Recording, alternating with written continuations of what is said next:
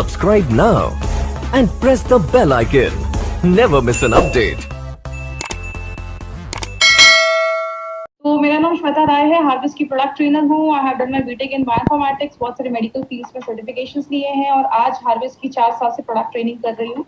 अभी तक कम से कम 375 ट्रेनिंग, 375 ट्रेनिंग से ज्यादा ऑल ओवर इंडिया में मैंने प्रोडक्ट ट्रेनिंग की है। आयुष श्वास, ये जो प्रोडक्ट है वो आपकी रेस्पिरेटरी फंक्शंस, जो आपके सांस लेने की जो फंक्शंस हैं उसको अच्छा करता है। जैसे आप पहली जो लाइन देख रहे हैं उसमें लिखा हुआ है लेहा for improve respiratory health and management of breathing problems. अब बहुत सारे लोगों के दिमाग में क्वेश्चन आ रहा होगा, ये लेहा का मतलब क्या है? एक्चुअली ये जो पूरा वर्ड है उसको अवलेहा कहते हैं, ADALEHA। इसका मतलब लेहा का मतलब होता है लिक, जिसको आप ऐसी कोई सेमी सॉलिड, मतलब वो सॉलिड नहीं है, लिक्विड नहीं है, एक सेमी सॉलिड कोई ऐसी चीज जिसको आप लिक करके हाथों से लेकर आप चाट कर उसको खा सकते हैं। तो ये इस फॉर्मेट में हमारा ये आयुष श्वास करके एक ऐसा प्रोडक्ट लाया गया है जो आपकी सांस लेने की जो प्रॉब्लम्स है, ब्रीदिंग की जो प्रॉब्लम्स है, उस पे ये प्रोडक्ट हमारा काम करता है। अब बात करें इस प्रोडक्ट की हमें आज जरूरत क्यों है। आप सबको पता है आज बहुत ज्यादा एयर पोल्यूशन है, बहुत ज्यादा आज गाड़ियों का धुआं है, फैक्ट्री से धुआं निकल रहा है, सिगरेट का धुआं है, ऐसी बहुत सारी चीजें। और हम बोलते हैं कि आप खाने के बिना कुछ दिन रह सकते हो, पानी के बिना कुछ दिन रह सकते हो, बट आप बिना सांस लिए नहीं रह सकते। हर सेकेंड जब हम सांस लेते हैं ऐसी बहुत सारी हवा, बहुत सारी चीजें हमारी बॉडी के अंदर जाती है, और जब ऐसी हवा में बहुत सारे कीटाणु है, डस्ट है, ऐसी बहुत सारी चीजें जब हमारी बॉडी के अंदर जाती है तो बहुत सारी बीमारियां लेकर जाती है। एक एग्जाम्पल से समझते हैं, आप रोज घर में डस्टिंग करते हो, झाड़ू पोछा लगाते हो, साफ करते हो, और आप देखते हो कि 2-4 दिन के बाद फिर से टेबल पे उसी तरीके से आपको डस्ट आके, धूल आकर जमा हो जाती है। हम टेबल को तो रोज साफ कर सकते हैं, क्या हम अपने फेफड़ों को, अपने लंग्स को साफ कर सकते हैं? तो आंसर आता है नहीं। जैसे आपने बहुत सारे केसेस सुने होंगे, ये किसी फैक्ट्री में काम करते हैं और बहुत ज्यादा जब धुआं, ये सब धूल जब अंदर जाता है तो बहुत सारे लोगों को ऐसी ब्रीदिंग प्रॉब्लम होना स्टार्ट हो जाती है, क्योंकि हर सेकंड ऐसे बहुत सारी चीजें हमारी बॉडी के अंदर जा रही है, जिसकी वजह से क्या होता है, बहुत सारी एयरबॉर्न डिजीजेस। एयरबॉर्न का मतलब हवा से जो बीमारियां उत्पन्न हो रही हैं, जो हमारी बॉडी में आ रही हैं, उनको हम एयरबॉर्न डिजीजेस कहते हैं। बहुत सारे बैक्टीरिया, वायरसेस भी जाते हैं, जिसकी वजह से बहुत सारे हेल्थ डिसऑर्डर्स आज लोगों में देखने को मिल रहे हैं। लेकिन अगर बात करें इसके सिम्टम्स क्या है, आपको कैसे पता चलेगा कि आपको कुछ ऐसा प्रॉब्लम स्टार्ट हो चुका है? सबसे पहला जो सिम्टम, सबसे कॉमन सिम्टम देखा जाता है, आप सीढ़ियां चढ़ रहे हैं और आप बहुत ज्यादा हांफने लग रहे हैं, थोड़ी सीढ़ियां चढ़ रहे हैं और आप थक रहे हैं, आपको बहुत ज्यादा थकान हो रही है, या आप हल्का सा एक्सरसाइज भी कर रहे हैं तो आपको बहुत ज्यादा आप थकान हो रही है, आप थकान महसूस कर रहे हैं, आप हांफ रहे हैं। तो ये कुछ सिम्टम्स हैं। दूसरा एक सिम्टम है जिसको हम एलर्जिक ब्रोंकाइटिस भी कहते हैं। अब कुछ लोग नाम सुनकर बोलेंगे अरे ये तो बहुत बड़ी बीमारी लग रही है, लेकिन इसको मैं बहुत सिंपल शब्दों में आपको मैं समझाती हूँ। इस स्क्रीन पे आपको 3 पिक्चर्स दिख रहे होंगे। जो बीच वाली पिक्चर है उसमें आप देख रहे हैं 2 फेफड़ों की फोटो है, लंग्स की फोटो है। उसमें बहुत सारे छोटे छोटे ट्यूब बने हुए हैं। ये जो ट्यूब है आपके लंग्स में पूरा जो ऑक्सीजन है, हवा जो है वहां तक पहुंचाने में, ऑक्सीजन पहुंचाने में मदद करती है। ये जो ट्यूब होते हैं उनको हम ब्रोंक्यूल्स कहते हैं। इसी ट्यूब में अंदर जब कोई इन्फ्लेमेशन या स्वेलिंग हो जाती है, अब एक चीज, एक छोटा सा टर्म याद रखिएगा, जब भी आप कोई बीमारी के पीछे आइटिस सुनते हैं, ब्रोंकाइटिस, राइनाइटिस, आर्थराइटिस, आइटिस का मतलब होता है इन्फ्लामेटरी डिजीज, मतलब उस एरिया में इन्फ्लामेशन, सूजन, स्वेलिंग, इन्फेक्शन हो गया है, उसको हम कहते हैं। अगर ये हमारे फेफड़ों के ट्यूब में हो गया है तो हम उसको ब्रोंकाइटिस कहते हैं। आपने सांस लिया, कोई ऐसी चीज आपके फेफड़ों में अंदर गई, उस ट्यूब को उसने वहां पे सूजन कर दिया, स्वेलिंग कर दिया, तो हम उसको एलर्जिक ब्रोंकाइटिस कहते हैं। तो कोई बड़ी चीज नहीं है, लेकिन ये जब ज्यादा, अगर आप इस पे ध्यान नहीं दे रहे, बहुत दिनों से आपको खांसी कफ लगा रह रहा है, तो आगे चलकर ये सीरियस प्रॉब्लम में भी बदल जाता है। ऐसे केस देखा जाता है जब हमारे नाक के अंदर की जो लाइनिंग होती है, नाक के अंदर की जो परत होती है, अगर उसमें सूजन आ जाए, इन्फ्लेमेशन आ जाए, स्वेलिंग हो जाए, तो उसको राइनाइटिस कहते हैं। नाक से बहुत ज्यादा पानी निकलने लगता है, रनी नोज होने लगता है, आपको मतलब बहुत ज्यादा छींक आने लगती है, स्नीजिंग होने लगता है, छींक आती है। तो ये सारे सिम्टम्स हैं जो बताते हैं कि कहीं ना कहीं शुरुआत हो चुकी है। ये बेसिक सिम्टम्स आपको मैं यहाँ पे शेयर कर रही हूँ। अब इसके रीजंस क्या देखे गए? सबसे पहला रीजन है एलर्जी। एलर्जी क्या है, एक सिंपल से एग्जांपल से समझाती हूँ। एलर्जी में होता क्या है, हमारी बॉडी में बहुत सारे कोशिकाएं ऐसी होती जिनको हम मास्ट सेल कहते हैं। अब कुछ लोगों के लिए नया शब्द रहेगा, लेकिन बस कॉन्सेप्ट को समझिएगा। ये आपके बॉडी में गेट कीपर, ये मतलब सिपाही जैसा काम करते हैं, आपके गेट कीपर जैसे काम करते हैं। जैसे आप इस फोटो में देख रहे हैं, ये मास्ट सेल जो है, ये गोल सी चीज है मास्ट सेल। जैसे इस पे बाहर से कोई कीटाणु हमला करता है, ये जो मास्ट सेल होता है वो रिएक्ट करता है और फूट जाता है। और जैसे ये बर्स्ट करता है, फूटता है, आप लाल सी चीज देख रहे हैं निकल रही है, इसको हम कहते हैं हिस्टामाइन। ये जो हिस्टामाइन है, जब ये निकलता है तो हमारी बॉडी में एलर्जी होता है। आपने देखा होगा जिन लोगों को धूल से एलर्जी है, जैसे ही नाक के पास धूल जाती है वो छींकने लगते हैं, क्योंकि हिस्टामाइन जो होता है वो रिलीज हो जाता है। दूसरी चीज है, जब आपके फेफड़े कमजोर होने लगते हैं, जब आपके फेफड़ों में अच्छे से ऑक्सीजन नहीं पहुंच पाएगा, तो आपके जो फेफड़े होते हैं, लंग्स होते हैं, वो वीक होने लगते हैं, कम काम करते हैं, आपके फेफड़े उतने मजबूत नहीं रहते, जिसकी वजह से आपको ये सांस लेने में प्रॉब्लम देखी जाती है। और बहुत सारे केसेस में जेनेटिक रीजंस भी होते हैं, मतलब पेरेंट्स को अगर कोई प्रॉब्लम है तो आप पे भी पास ऑन होने के चांसेस हो जाते हैं। जैसे बहुत सारे केसेस में देखा होगा, फैमिली में अस्थमा चल रहा है तो बच्चे को भी अस्थमा की प्रॉब्लम देखी जा रही है, तो कुछ जेनेटिक रीजंस भी देखे जाते हैं। लेकिन हम इसमें बहुत सारे लोग जब इससे सफर कर रहे होते हैं तो उसमें क्या क्या सोल्यूशन वो लेते हैं या क्या क्या चीजें यूज करते हैं। सबसे पहला देखा जाता है, जिनको मेनली अस्थमा वगैरह की प्रॉब्लम होती है, वो इनहेलर्स जैसी चीजें होती है जिनको यूज करते हैं। इनहेलर्स हम सबको पता है। दूसरी चीज एंटी हिस्टामाइन। ये एंटी हिस्टामाइन क्या है, आपके बॉडी में एलर्जी के टाइम पे अभी मैंने बताया कि हिस्टामाइन रिलीज होता है। जब वो मास्ट सेल, जो वो कोशिकाएं होती है, जब वो फूटती है तो हिस्टामाइन रिलीज होता है। तो मार्केट की जो दवाइयां क्या करती हैं, वो जो हिस्टामाइन निकल रहा है उसको ही साफ करने का काम करती है। एक एग्जांपल से समझते हैं, आपके घर का कोई नल टूट गया है, उससे पानी निकल रहा है, तो आप क्या कर रहे हो, नल को रिपेयर नहीं कर रहे हो, नल को बंद नहीं कर रहे हो, आप बस पानी साफ कर रहे हो। तो इसका नतीजा क्या होगा, जिंदगी भर पानी साफ करना पड़ेगा, क्योंकि हम नल को बंद नहीं कर रहे हैं। यही हमारी बॉडी में होता है। मार्केट की जब हम ऐसी मेडिसिन खाते हैं तो वो क्या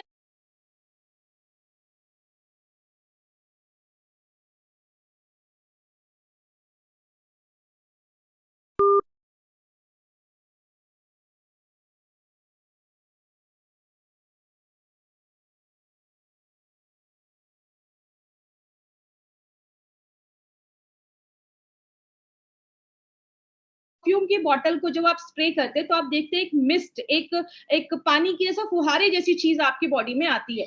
यही जो हमारा ये जो नेबुलाइजेशन जिसको हम बोलते हैं, ये एक मिस्ट के जैसा आपकी जो मेडिसिन होती है वो आपके सांस जब आप उसको लेते हैं तो आपके लंग्स में, फेफड़ों में जाती है। जैसे बहुत सारे तरीके हैं जो लोग आज यूज करते हैं जब उनको ऐसी ब्रीदिंग प्रॉब्लम देखी जाती है। लेकिन ये सारी जो प्रॉब्लम्स है ये जो सारे सोल्यूशन है ये बहुत महंगे होते हैं, बहुत खर्चा हो जाता है। जब बहुत सारे लोग जो ऐसे इनहेलर्स या एंटीबायोटिक्स, ये सब मेडिसिन थोड़ी महंगी होती है। लंबे समय तक लिया तो बहुत सारे लोगों को लिवर में प्रॉब्लम होना स्टार्ट हो जाती है, ज्यादा मेडिसिन खाने से किडनी डैमेज होने के चांसेस होते हैं, और हैबिट फॉर्मिंग हो जाता है, मतलब आदत पड़ जाती है। जब तक ऐसी मेडिसिन नहीं खाएंगे, एलर्जी से आपको रिलीफ नहीं मिलेगा, सांस लेने में तकलीफ होने लगेगी। तो ये सारी जो प्रॉब्लम्स हैं ये देखी जाती हैं। अगर बात करें, आयुर्वेदा के पास एक्सीलेंट सेट ऑफ हर्ब्स है, मतलब ऐसी जड़ी बूटियों का सेट है जो आपके रेस्पिरेटरी जो इश्यूज है, सांस लेने का जो सिस्टम है, उसको नेचुरल तरीके से काम करता है। उसी आयुर्वेदा को, साइंस को यूज करके हमारी कंपनी ने एक एक्सीलेंट प्रोडक्ट बनाया है जिसका नाम हमने आयुष श्वास रखा है। आयुष श्वास का मतलब क्या है, आयु आपकी तभी अच्छी होगी जब आपका श्वास अच्छा होगा। जैसे मैंने आपको पहले बताया, खाने के बिना, पानी के बिना रह सकते हैं, बट सांस लिए बिना हम नहीं रह सकते। तो आपके सांस को अच्छा रहना बहुत ज्यादा जरूरी है। तो आपकी आयु अच्छी होगी अगर आपका सांस लेने का जो सिस्टम है, रेस्पिरेटरी जो फंक्शन है, सांस लेने की जो प्रक्रिया है, वो अगर अच्छी काम करेगी। तो उसके ऊपर हमारी कंपनी एक एक्सीलेंट प्रोडक्ट लेकर आई है जिसका नाम आयुष श्वास रखा गया है। अब आयुष श्वास में हमने 15 ऐसे एक्टिव जड़ी बूटियां डाली हैं, और सारी को मैं अभी डिटेल में आपको एक्सप्लेन करूंगी, तो अब यहां से थोड़ा सा ध्यान दीजिएगा। सबसे पहले जो हमने चीज डाली है वो है मुनक्का एंड सिरसा। ये दो जड़ी बूटियां, ये जो दो चीजें हमने डाली हैं, ये पहली बार इंडिया में ऐसा एक कॉम्बिनेशन यूज किया गया है। और आपको बता दूं, मुनक्का हम सबको पता है, जो ग्रेप्स होते हैं, अंगूर होते हैं, वो बेस्ट क्वालिटी के जो अंगूर होते हैं उसको सुखा के ये मुनक्का बनाया जाता है। अब मुनक्का के आगे एक लाइन देख के आप देख रहे होंगे DRFR लिखा हुआ है। इसका मतलब क्या है? ड्राइड फ्रूट्स, मतलब सूखा हुआ फ्रूट है। आप एक चीज अगर नोटिस करते होंगे, हमारे हर एक प्रोडक्ट के ऊपर जो जड़ी बूटियां डाली गई हैं उसके आगे हम उसमें कौन सा पार्ट यूज करते हैं वो भी हमने लिखा हुआ है। आपको पता है जब हमने ये लिखना स्टार्ट किया था, at that time it was not legally required.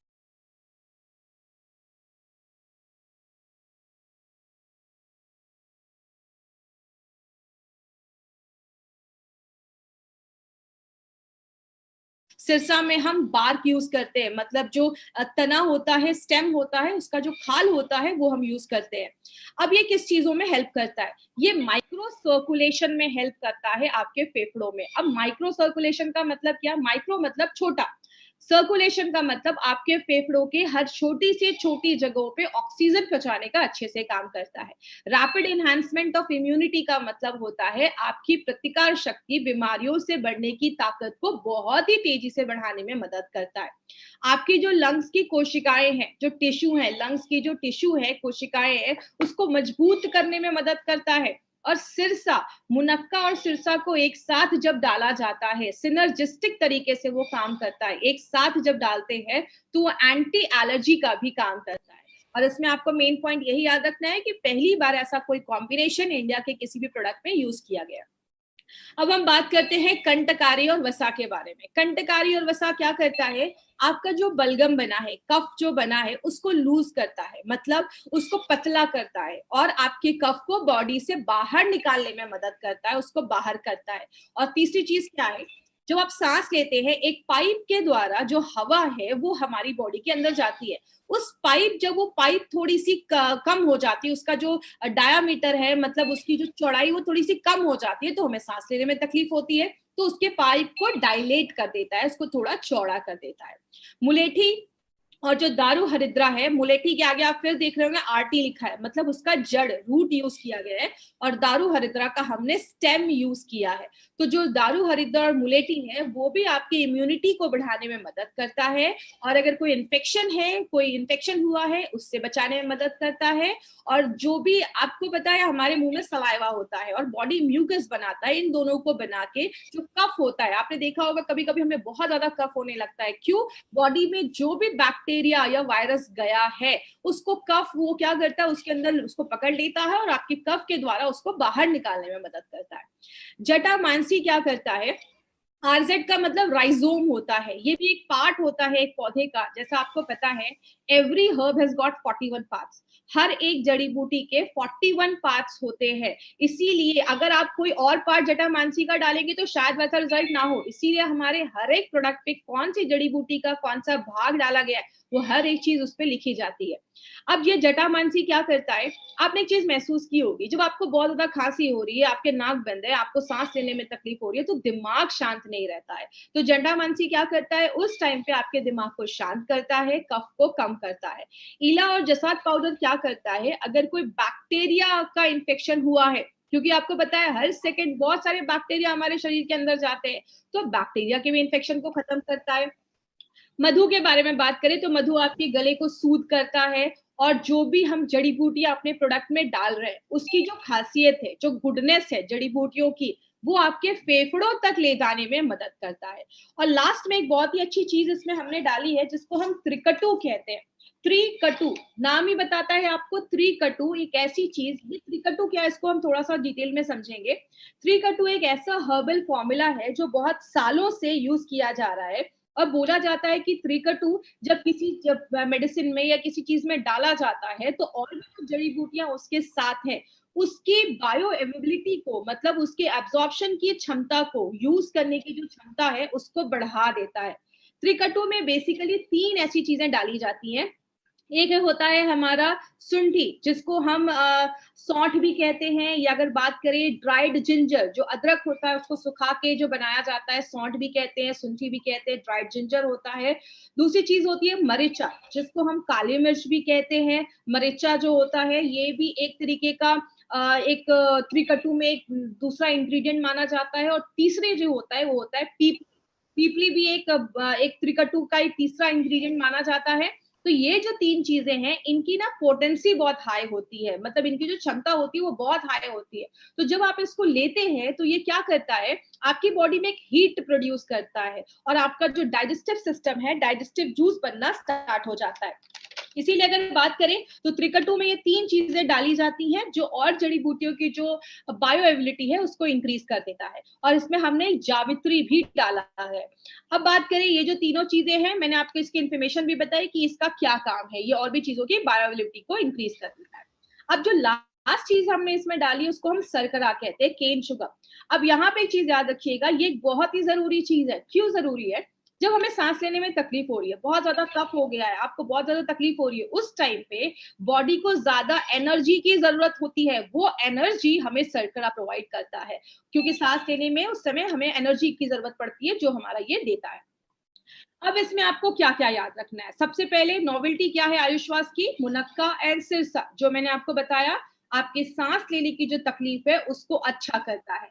आपके जो फेफड़े हैं उसको, उसकी जो जो कार्य करने की जो क्षमता है उसको बढ़ाता है। और पहली बार ऐसा कॉम्बिनेशन हमारी कंपनी लेकर आई है।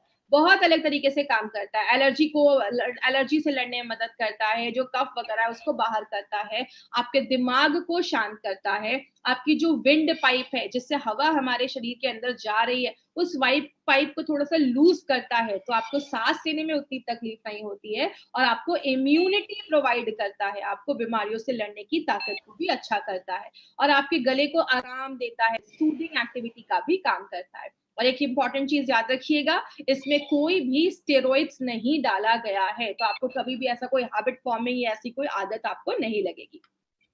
अब इसको लेना कैसे, इसके ऊपर कुछ खास ध्यान दीजिएगा। डायरी पेन प्लीज निकाल कर रखिएगा, क्योंकि अब इंपॉर्टेंट चीजों के ऊपर हम बहुत ज्यादा बात करने वाले हैं।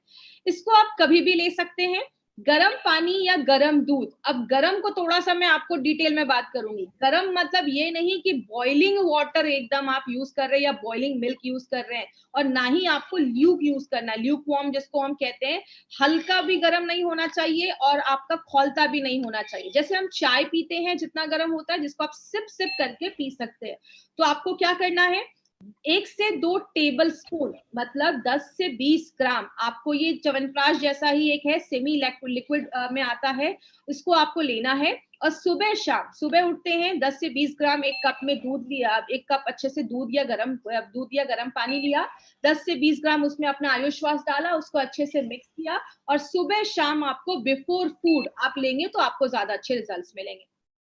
10 साल से कोई छोटा बच्चा है तो प्लीज उनको हमें ये नहीं देना है। तो ये क्या करेगा, अगर गले में कुछ आपको इरिटेशन हो रही है, बहुत ज्यादा खिचखिच जिसको हम कहते हैं, खिचखिच हो रही है गले में, आपने बहुत सारे ऐड देखे होंगे, और आपकी जो रेस्पिरेटरी सिस्टम है उसको अच्छा रखने में मदद करेगा। बात करें इसमें क्या चीजों पे आपको ध्यान देना है, सबसे पहले आप ये क्वेश्चन मुझे बार बार फिर नहीं आज पूछिएगा, प्रेग्नेंट लेडी, लैक्टेटिंग मदर के लिए ये प्रोडक्ट बिल्कुल भी नहीं है। तो ये प्रेग्नेंट लेडी और लैक्टेटिंग मदर को नहीं देना है। अगर कभी किसी को ब्रीदिंग प्रॉब्लम ज्यादा है तो आपको मैक्सिमम 3 महीने, मिनिमम 3 महीने तो आपको लगेंगे, और मिनिमम 3 महीने तक आपको ये प्रोडक्ट लगातार आप ले सकते हैं। तो प्लीज ये चीज याद रखिएगा।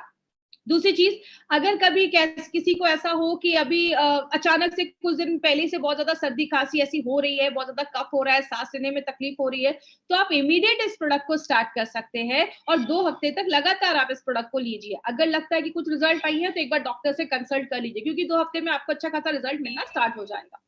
अगर कभी किसी को अस्थमा की कंडीशन है तो आप लगातार 4 हफ्ते तक इसको कंटिन्यूअस ट्राई करिए, और साथ में अगर आपकी अस्थमा की कोई मेडिसिन चल रही है, कोई ट्रीटमेंट चल रहा है, आपको कभी किसी की कोई भी मेडिसिन को बंद नहीं करवाना है। जो भी मेडिसिन वो ले रहे हैं उसके साथ ही अपना प्रोडक्ट ले सकते हैं, बट थोड़ा सा 1 घंटे का गैप आपको मेंटेन रखना है। अगर किसी को बहुत ज्यादा निमोनिया की प्रॉब्लम है, निमोनिया के पेशेंट के लिए प्रोडक्ट नहीं बनाया गया है, और बहुत ज्यादा अगर अस्थमा की प्रॉब्लम है तो ये बोलकर नहीं देना है कि आपके अस्थमा को ये ठीक कर देगा। और लास्ट में, अगर कोई डायबिटिक का पेशेंट है तो उसके लिए प्रोडक्ट नहीं बनाया गया, इसका शुगर बेस है, तो डायबिटिक के कोई पेशेंट है उनको हमें ये प्रोडक्ट रिकमेंड नहीं करना है। तो ये चीज ध्यान दीजिएगा। अब एक इंपॉर्टेंट सी चीज है जो मैं हमेशा कहती हूँ कि हम सारी चीजें तो कर रहे हैं, लेकिन हम उसको और कैसे अच्छा कर सकते हैं।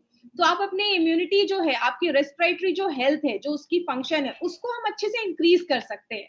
आप आयुश्वास तो ले रहे हैं, उसके साथ अगर आप अपनी डे टू डे लाइफ में कुछ योगा की एक्सरसाइज भी आप डाल सकते हैं, कुछ ब्रीदिंग एक्सरसाइज जो सांस लेने की जो प्रक्रिया होती है। और मैं एक चीज यहाँ पे मेंशन करना चाहूंगी, आपको खुद से स्टार्ट नहीं करना है, आप किसी अच्छे योगा इंस्ट्रक्टर से मिलिए, आप उनको अपनी प्रॉब्लम बताइए, और जब आप योगा एक्सरसाइज करते हैं तो आपको अच्छे योगा एक्सरसाइजेस आपको बता देंगे। मेनली मैं इस पे क्या फोकस करती हूँ, जो हम ब्रीदिंग एक्सरसाइज करते हैं, सांस लेने की जो हम करते हैं, हमने बहुत सारे एक्सरसाइज के बारे में सुना होगा जिसमें हम एक नाक से सांस लेते हैं, उसको थोड़ी देर होल्ड करते हैं, तो उससे क्या होता है, हमारी जो लंग्स की कैपेसिटी है, जो क्षमता होती है, वो बढ़ जाती है और आपके जो लंग्स होते हैं वो मजबूत होते हैं। तो ये आपको एक अच्छा रिजल्ट दे सकता है। तो अगर आपको सांस लेने में कोई तकलीफ है, अस्थमा है, तो आप ये कुछ डेली चीजें अपनी लाइफस्टाइल मॉडिफिकेशन में अगर आप करते हैं तो आपको अच्छे रिजल्ट्स मिलेंगे। और लास्ट में एक इंटरेस्टिंग चीज आपको मैं बताना चाहूंगी, जैसा आपने सुना होगा कि जो कछुआ होता है टॉर्टोइस, उसकी जो उम्र होती है वो 300-400 साल भी होती है, 150 ईयर्स, 200 साल तक वो जीते हैं। क्यों जीते हैं? बोला जाता है उनका जो ब्रीदिंग साइकिल है वो बहुत ही आराम से सांस लेते हैं। 1 मिनट में वो 3 से 4 बार ही सांस लेते हैं, लेकिन हम 1 मिनट में 20 बार 25 बार सांस लेते हैं। तो जब अगर आप सांस को थोड़ा लेते हैं, होल्ड करते हैं, योगा एक्सरसाइज आपके जो जिसको है, आपकी इम्यूनिटी जो है उसको भी अच्छा करता है, और प्लस आपकी जो सांस लेने का आपके जो लंग्स है उसको मजबूत भी करने में हेल्प करता है। और ये हमारा जो प्रोडक्ट था, ये हमारा आयुष श्वास जो एक एक्सीलेंट प्रोडक्ट